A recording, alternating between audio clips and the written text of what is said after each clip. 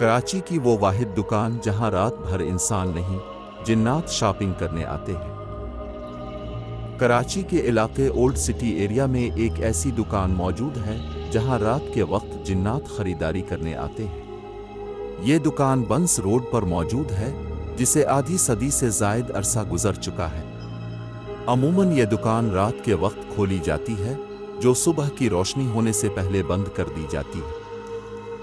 इस दुकान के मालिक का कहना है कि ये दुकान उन्होंने 1970 में खरीदी थी, लेकिन 55 सालों में कोई रात ऐसी नहीं गुजरी जिसमें जिन्नात उनकी दुकान पर खरीदारी के लिए ना आए। रात होते ही जिन्नात इंसानों के रूप में यहाँ आते हैं और खरीदारी करके चले जाते हैं।